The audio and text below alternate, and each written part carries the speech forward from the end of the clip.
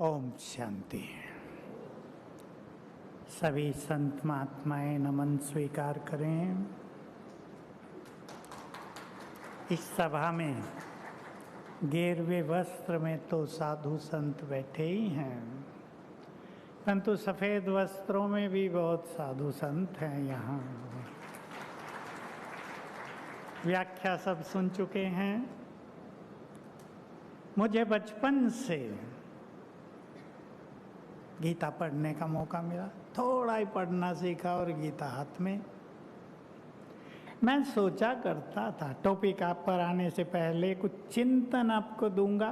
विद्वान गण बैठे हैं सभा में और सभी जो आए हैं वो भी आज की बात पे गहराई से चिंतन करेंगे, क्योंकि जो परंपरागत चलता आया है उस पे यदि कुछ चिंतन कर लिया जाए और उसको और सुदृढ़ कर दिया जाए तो शायद आनंद कुछ और होगा।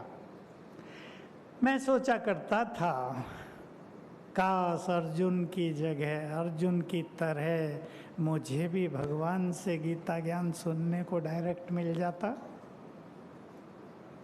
बड़ा प्यारा लगता था। गीता समझ में नहीं आती थी, पर पढ़ के ही आनंद आता था। मैं आप सभी को बता दूं अनुभवों से, मुझे अकेले को नहीं, हमें भगवान से सम्मुख गीता ज्ञान सुनने का परम आनंदकारी अवसर प्राप्त हुआ है। भगवान परम शिक्षक भी है और परम सद्गुरु भी है। माता पिता तो है ही, वो शिक्षक बनकर आया, सुप्रीम टीचर बनकर आया और हमें उसने अपने गॉडली स्टूडेंट बना लिया। और कोई 2-4 घंटे में गीता ज्ञान पूरा नहीं कर दिया, रोज रोज हमें सुनाकर हमसे साधनाएं कराई। मैंने भी गीता पे कमेंट्स लिखे हैं, लेकिन मुझे एक बात ख्यालों में आ गई थी कि कमेंट्स लिखना या भाषण करना या श्लोकों को याद कर लेना, इससे कहीं अच्छा रहेगा गीता की उन बातों को जीवन में धारण कर लेना, ताकि गीता छोटी सी पुस्तिका में नहीं हमारे जीवन से दिखाई दे, हमारे जीवन को लोग पढ़ लें और गीता का ज्ञान प्राप्त कर लें। दूसरे अध्याय में ही गीता के बारे में सुंदर चर्चाएं हैं। हमें ईश्वरीय ज्ञान में उससे भी और गहरा आत्मज्ञान प्राप्त हुआ है। हमें लगता है वो तो बहुत थोड़ा लिखा गया है। दूसरे अध्याय के अंत में स्थित प्रज्ञ योगी के लक्षण, मुझे था हम क्यों न स्थित प्रज्ञ योगी बने। मैंने जब पढ़ा, शायद तीसरे अध्याय में ही है, कि वो योगी जो काम और क्रोध के वेग को रोकने में समर्थ है, सहन करने में समर्थ है, वही श्रेष्ठ योगी है। तो मैंने दृढ़ संकल्प किया था कि मैं इस स्थिति को प्राप्त करूं कि काम और क्रोध के संपूर्ण भावनाओं पर विजय हो जाए, तब हम गीता के सच्चे मर्म को समझ पाएंगे। मैं आपको ये भी कह देना चाहता हूँ, गीता ज्ञान बहुत सुंदर ज्ञान है, महिमा आप सुनते आ रहे हैं, सार है सभी शास्त्रों का, परंतु उसकी गुह्यता को मनुष्य तभी समझ सकता है जब वो उसको जीवन में अपना ले। जीवन में अपनाए बिना किसी भी चीज को ठीक से जाना नहीं जा सकता। तीसरी और चौथी और पांचवी बात, मैंने फिर गीता के श्लोक रिकॉर्डेड थे उन दिनों और उसकी व्याख्या भी रिकॉर्डेड थी, वो मंगाई। तीसरा, चौथा, पांचवा, छठा अध्याय जो योग की गहन चर्चाएं करता है, बड़ा सुख मिला। यहाँ हमने राजयोग सीखा, दोनों जुड़ गए और जीवन में आनंद छा गया। मुझे ये बात बहुत प्रिय लगी थी कि हे अर्जुन, बुद्धि को मेरे स्वरूप पर स्थिर करके कर्म करो। मैंने इसके अभ्यास चालू किए। निराकार परमात्मा के स्वरूप पर बुद्धि को स्थिर करके कर्म करना। और मैं आपको एक बात बता दूं, आपको छोटी लगेगी। मैं जब समर्पित होकर 68 में यहाँ आ गया, बाबा थे। बाबा ने मुझे एक ऐसा काम दिया, पहचान लिया होगा मेरी इनर योग्यताओं को, कि तुम्हें योग युक्त होकर भोजन बनाना है। अब मैं कभी किचन देखा नहीं था, मुझे कुछ बनाना नहीं आता था। मैंने वो सीखा और वहीं पर बहुत अभ्यास किया कि योग युक्त होकर परमात्मा के निराकार स्वरूप पर बुद्धि का ध्यान स्थिर करते हुए मैं कर्म करूं। बहुत सफलता प्राप्त हुई। मैंने श्रीमद् भगवत गीता से सीख लिया था 2 सुंदर चीजें जो बार बार आई हैं। गीता के विद्वान हमारे सम्मुख विराजमान हैं, निष्काम कर्म योग और समर्पण भाव, जिसकी चर्चा बार बार है। तो क्या लोग समर्पण भाव और निष्काम भाव का प्रयोग करते हैं? हमें भगवान ने स्वयं ज्ञान दिया। हमें कर्म करते निष्काम हो जाना होगा। मैं सभी के लिए, जो भाई बहनें और यहाँ बैठे हैं, कहना चाहता हूँ, कर्म करो, प्रभु अर्पण कर दो। फल की कोई इच्छा नहीं। अच्छे कर्म का अच्छा फल तो ऑटोमेटिक मिलेगा। हम इच्छा करके उसको कमजोर क्यों करें? मानस्यान की बहुत इच्छा होती है मनुष्य को। मैंने इस पर सूक्ष्मता से दृष्टि रखी कि अच्छे कर्म करके मेरे अंदर कहीं मान की इच्छा तो नहीं होती। अच्छी सफलता मिली। और एक बात और कहकर मैं टॉपिक पर आता हूँ। अस्मिता बहन ने गीत में भी गाया, प्रभु को अपना मीत बना लो। मुझे 1983 से 82 से ये आभास हो गया था कि भगवान तुम्हारा सच्चा मित्र है। और मैंने उससे अपनी मित्रता जोड़ ली थी, क्योंकि मुझे श्री कृष्ण और अर्जुन की मित्रता बहुत प्रिय लगी थी। और मुझे इस मित्रता के, इस फ्रेंडशिप के अनेक डिवाइन अनुभव जीवन में हुए, अनेक हुए। मैं लिखता भी था उन दिनों। मेरी इनर योग्यताएं जागृत हुई और मैंने जो चाहा अपने फ्रेंड को अधिकार से कहा और उसने किया। मैं आपको एक चिंतन दे रहा हूँ।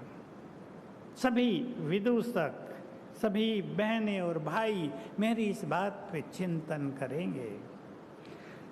शास्त्र अनुसार भी सतयुग में धर्म के 4 चरण, त्रेता में 3 चरण, द्वापुर में 2 चरण, कलयुग में 1 चरण।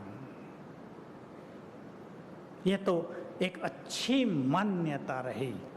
अब सतयुग में जहाँ धर्म के 4 चरण हों, 4 चरण माना फुल 100%, त्रेता में 3 चरण माना 75%, द्वापुर में 50%, कलयुग में 25%, कलयुग के अंत में वो 5% ही रह जाता है। तो सतयुग में जहाँ धर्म के 4 चरण थे, पवित्रता, सात्विकता, देवत्व, सतोप्रधान था, वहाँ भगवान को आने की क्या जरूरत पड़ गई? वो तो तब आएगा ना जब धर्म की ग्लानि होगी। जब हमारे श्लोक में ही है, यदा यदा ही धर्मस्य ग्लानिर्भवति भारत। धर्म की ग्लानि तो सतयुग में थी ही नहीं, त्रेता में भी नहीं थी। विचार करेंगे सभी विद्वज्जन।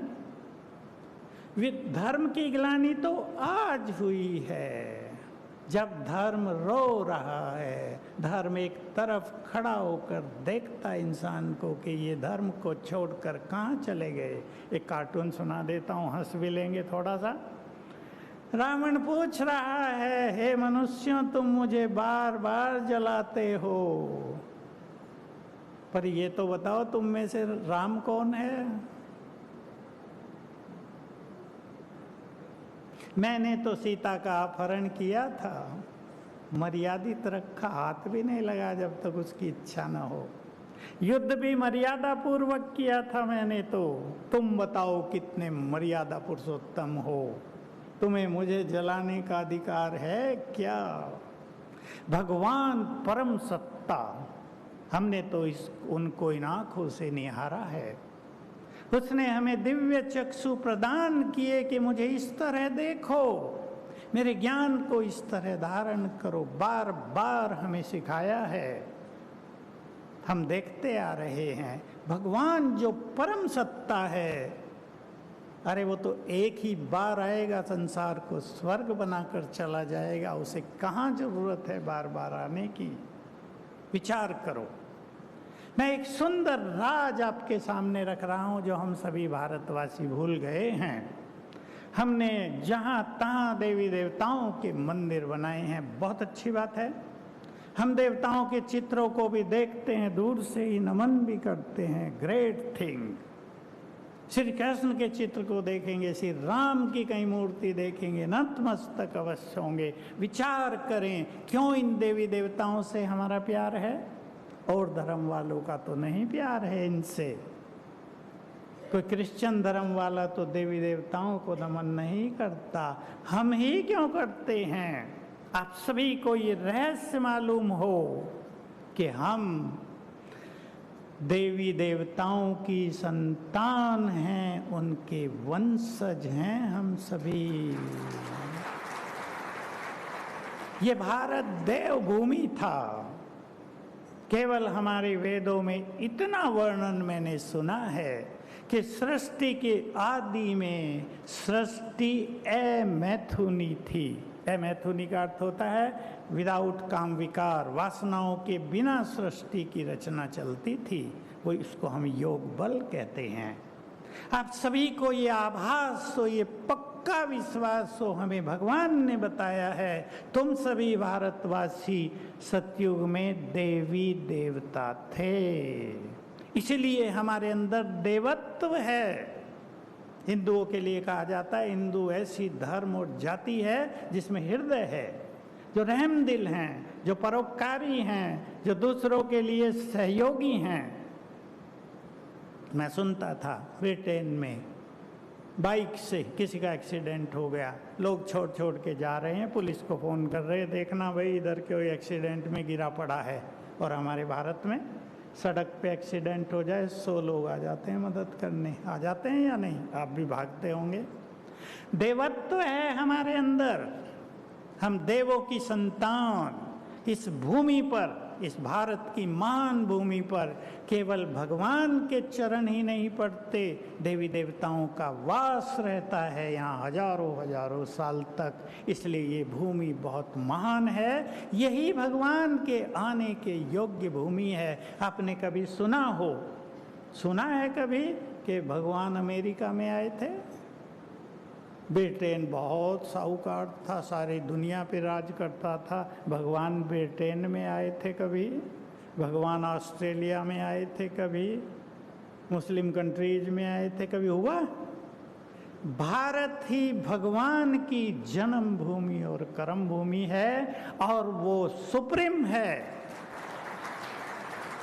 सर्वोच्च सत्ता एक ही बार आकर संसार को स्वर्ग बना देता है। वो स्वर्ग लंबा समय चलता है, उसको स्वर्ग को देखने की जरूरत नहीं होती। उसकी हम सभी संतानें देव रूप में होती हैं। धर्म ग्लानि की तो बात ही नहीं, हम स्वयं धर्म के स्वरूप होते हैं। हमें पूजा नहीं करनी पड़ती, हम स्वयं पूज्य होते हैं। ऐसा था हमारा मूल स्वरूप। तो हमारे सभी विद्वत गण चिंतन करेंगे। अब समय कौन सा चल रहा है? देखो, भगवान के जो मुख्य कार्य हैं उन्हें भी हमें पहचान लेना चाहिए। हमारे यहाँ तो इतना ही वर्णन है कि हिरण्यकश्यप को मारने के लिए भगवान नरसिंह रूप में प्रकट हो गए। वेदों को राक्षस नीचे ले गए थे, भगवान ने ये रूप लिया और वेदों का उद्धार किया। आप सब जानते हैं, बहुत सारी चर्चाएं भगवान के अवतारों के बारे में हैं। भगवान हैं ज्ञान के सागर, वो हैं नई सृष्टि के क्रिएटर, वो हैं मनुष्यों को पतित से पावन बनाने वाले। यही उनके महान कर्तव्य हैं। भगवान जब आते हैं सत्य ज्ञान देते हैं, जिसको बाद में लोगों ने गीता ज्ञान के रूप में लिखा और संवाद का रूप इसलिए दिया था ताकि सहज रूप से उसको समझा जा सके। विद्वान सब जानते होंगे, शंकराचार्य ने जब गीता पर अपना भाष्य लिखकर उसको सरल किया, तब गीता का ज़्यादा प्रचार हुआ। गीता तो लोप प्राय हो गई थी। चौथे अध्याय की बात बहनें सुना रही थी, वीणा बहन ने भी सुनाई। हे अर्जुन, मैंने ये ज्ञान सूर्य को दिया था और उससे इक्ष्वाकु, मनु और राज ऋषियों तक पहुंचा, और अब वो ज्ञान प्राय लोप हो गया है, मैं पुनः तुम्हें दे रहा हूँ। भगवान आकर ज्ञान देते हैं, राजयोग सिखाते हैं। उस राजयोग की कुछ झलक हमारी गीता में है। महर्षि पतंजलि ने उसी को लेकर ये सब चीज़ें लिखी हैं। वो योगासन नहीं जो स्वामी रामदेव जी ने सिखा दिए, वो तो महर्षि पतंजलि के योग के भी दो छोटे से अंग थे, प्राणायाम और आसन। योग तो है आत्मा और परमात्मा का मिलन, जो गीता में सिखाया। तो भगवान ज्ञान देते हैं। सोचो, दो संकल्प दे रहा हूं सभी चिंतनशील भाई बहनों को। अगर भगवान बार बार आते तो क्या भगवान से मिलन की इच्छा तृप्त न हो जाती मनुष्यों को? अगर वो बार बार ज्ञान देते तो क्या सत्य की खोज समाप्त न हो जाती? फिर क्यों हम गाते, हे प्रभु मुझे अंधकार से प्रकाश की ओर ले चलो, हे प्रभु मुझे असत्य से सत्य की ओर ले चलो। ज्ञान देते हैं वो आके, संसार के अंधकार को मिटा देते हैं, और उसे वो ज्ञान एक ही बार देना होता है, क्योंकि धर्म ग्लानि केवल कलयुग के अंत में ही होती है। इससे पहले धर्म ग्लानि होती ही नहीं। अंग्रेजों का राज था भारत में, भारत गरीब कर दिया था अंग्रेजों ने, कुछ भी नहीं छोड़ा था। क्रिश्चियन मिशनरी आ गई थी, अपना प्रचार कर रही थी, लेकिन धर्म को कोई नष्ट कर सका? भारत के हिंदू धर्म को कोई नष्ट नहीं कर पाया। मुस्लिम्स, मुगल आक्रमणकारियों ने कितना प्रयास किया, तलवार के बल से हमारे धर्म को नष्ट करना चाहा, पर कोई कर सका? क्योंकि भगवान की दृष्टि भारत पर है। आपको ये जानकर बहुत खुशी होगी कि महाविनाश के काल में भी भारत भूमि का विनाश नहीं होता, क्योंकि इस पर भगवान के चरण पड़ते हैं। इसलिए मैं आप सभी भाई बहनों को कहना चाहूँगा, आप सभी यहाँ आए हैं, गीता ज्ञान को अपने जीवन में इतना समा लो कि आपको देखकर लोग गीता पढ़ना शुरू कर दें। मेरे पास युवक बहुत आते हैं, मेरा नाता रहता है युवकों से। मैं कहता हूँ, भगवत गीता का नाम सुना है? कहा, कौन सी भगवत गीता? गीता हमारे पड़ोस में तो एक रहती है, वही क्या? अरे मैंने कहा, गीता लड़की नहीं, श्रीमद् भगवत गीता जो भगवान ने सुनाई थी, ये सुना तो नहीं है। क्यों आज ऐसा हो गया? कितना पवित्र ग्रंथ, ज्ञान का भंडार ग्रंथ हमारे पास होते, लोग उसको पढ़ना नहीं चाहते, लोग उसको देखना नहीं चाहते, आधुनिक टेक्नोलॉजी की ओर चल रहे हैं। क्या नुकसान हुआ आप सभी को बता दूं, आपके बच्चों को भी ख्याल में रखना होगा। बिना स्पिरिचुअलिटी के, बिना ज्ञान और योग के विकास विनाश की ओर ले जाएगा। प्रैक्टिकल उदाहरण बता देता हूं, जिसको आप कोई जानता नहीं दुनिया में, जिस पर अभी दृष्टि नहीं गई है। कोरोना जब से हुआ और उससे 1-2 साल पहले से इस संसार में डिप्रेशन के रोगी युवक, मानसिक रोगों से ग्रस्त युवकों की संख्या बहुत बढ़ गई है। इलेक्ट्रॉनिक्स आया, मोबाइल आ गए, लैपटॉप, कंप्यूटर, दुनिया ने विकास कर लिया, लेकिन टू मच इन्फॉर्मेशन से अनेक युवकों के ब्रेन कमजोर पड़ गए हैं। हमारा युवा वर्ग अगर कमजोर पड़ गया, अगर वो डिप्रेशन का शिकार हो गया, अगर उसे रात को नींद नहीं आई, तो भारत का भविष्य कैसा होगा।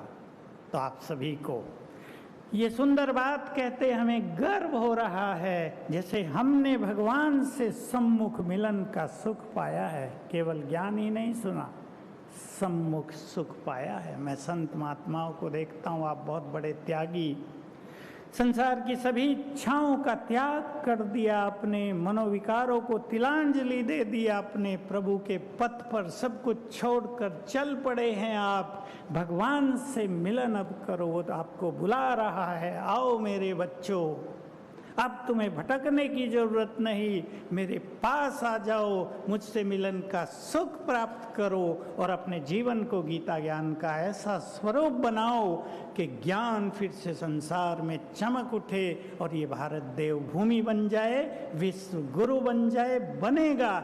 यहीं से सत्य ज्ञान और शांति का प्रकाश संसार में फैलेगा। Thank you very much. ओम शांति।